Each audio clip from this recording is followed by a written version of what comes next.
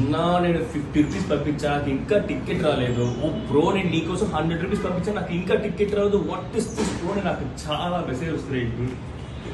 Truth ఏంటంటే మేము actually just 2 షోసే plan చేసాము.